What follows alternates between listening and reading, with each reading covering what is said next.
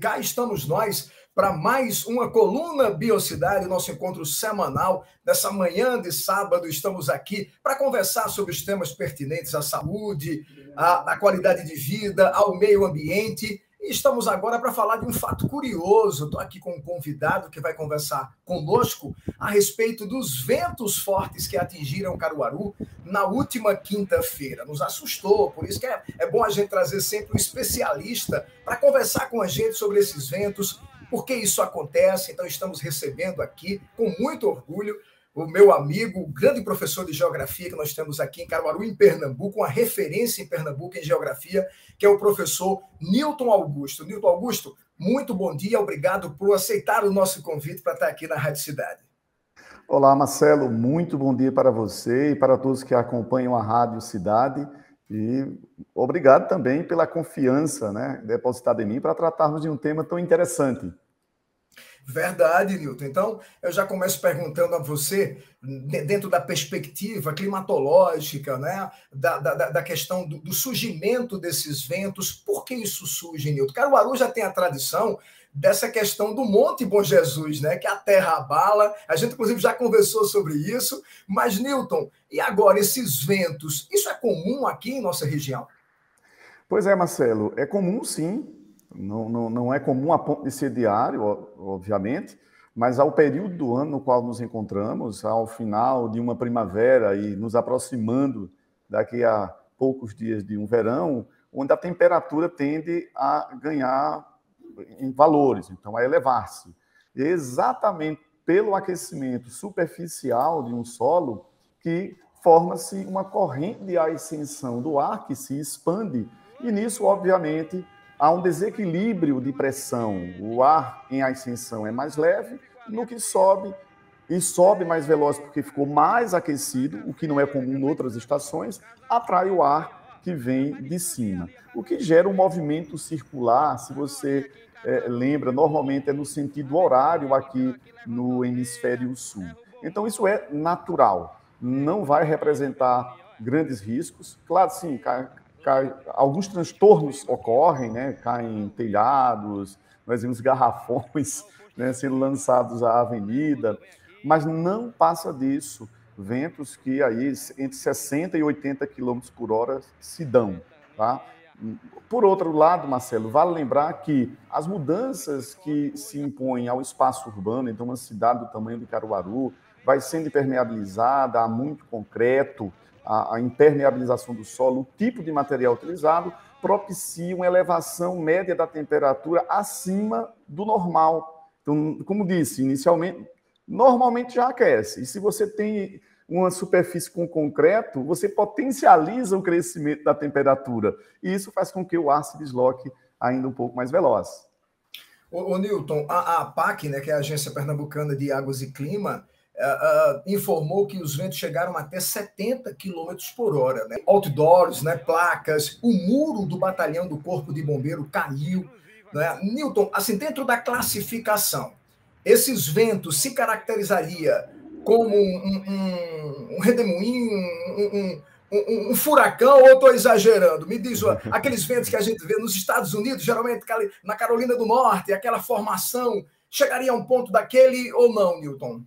Ótimo, Marcelo. Essas categorias são definidas de acordo com a temperatura. E nesse intervalo aí dos 70 km por hora, não, nem de perto, mas nem de perto mesmo, um furacão.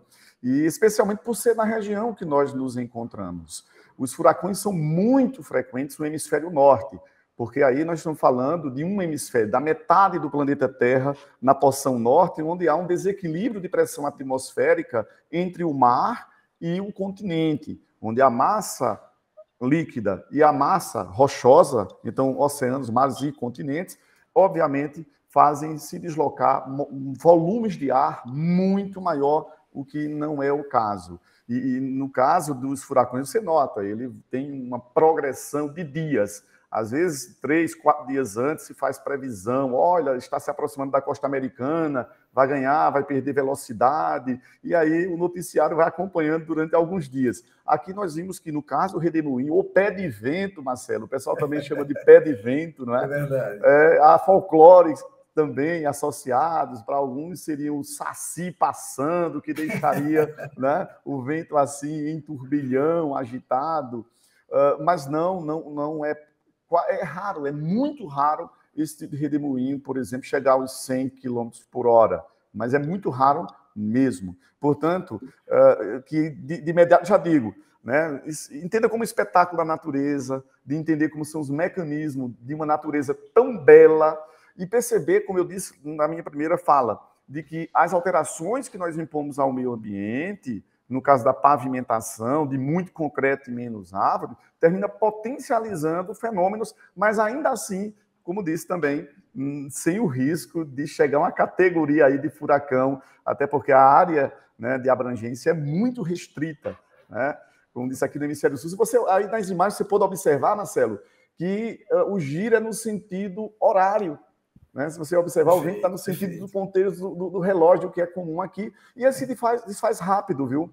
Se a gente tivesse, por exemplo, como colocar algo entre a superfície e o vento em ascensão, acredite, nós interromperíamos o redemoinho, porque ele é de pequena escala. Né? Algo, por analogia, comparando, gente, com aquilo que seria um botijão, né? Imagina um botijão de gás, não faça isso, até porque está caro, viu, gente? Mas aí a chama se propagando e você lá coloca qualquer coisa interrompendo a passagem do gás e você interrompe a chama. Isso é só uma comparação, gente. Estou dizendo que se a gente conseguisse pegar algo e colocar ali no lugar do redemoinho, até porque ele está em movimento, entre o solo, né? Um pouco acima do solo, nós interromperíamos esse fluxo, viu? Porque ele foi de pequena área de desenvolvimento, como podemos observar. Já que não é comum, assusta, né? Newton, você colocou a questão das estações, né? A gente está próxima aí de uma transição, né, da primavera, se eu não me engano, 21 de dezembro agora, o início do verão. Então quer dizer que a gente espera vai ocorrer mais casos como esse? É possível ocorrer ainda nesses dias aí que antecede o verão, ou no verão cessa, ou ele segue ainda com possíveis situações como essa da última quinta-feira? Ótimo, Marcelo. Sim, é possível que ocorra e não é possível prever onde e em qual momento. Você pode até ter um intervalo de hora aí. Por que entre as 11 e as 15 horas é mais comum? Exatamente porque é o período do dia que a temperatura está mais elevada. Como disse, esse desequilíbrio de temperatura muito elevada à superfície e menos elevado ou mesmo fria acima é que vai causar o desequilíbrio também na pressão, e aí, claro, o vento se desloca ganhando velocidade. Então, sim, é possível que ocorra. Há um outro elemento muito importante, que é a umidade do ar. Normalmente são dias onde a nebulosidade é baixa ou mesmo inexistente, quando se dão esse tipo de movimentos mais acelerados, Marcelo. É interessante isso. Portanto, o verão, como você muito bem diz, né, no calendário, né, será iniciado no próximo dia 21. Sim, é possível que isso venha a acontecer. Agora, na medida que for ganhando umidade, a atmosfera vai meio que bloqueando, impedindo ou reduzindo as oportunidades de ocorrência desses fenômenos. Newton, para a gente finalizar, diz aqui para a gente e para os nossos ouvintes, se deparar com uma situação como essa, o que é que ele deve fazer? O cidadão está passando, de repente começa ao lado dele e assusta. A gente viu algumas imagens também, a gente não está acostumado com esse fenômeno. Então, de repente, placas e telhas, algo desse tipo. O que é que você indicaria para o nosso ouvinte numa situação como essa? Pois é, Marcelo, apesar de não representar grandes riscos, porém, como você bem o disse, representa risco. Imagina ser atingido por uma telha, né, que se desprendeu de um telhado, uma placa. Tomara que não aconteça com ninguém.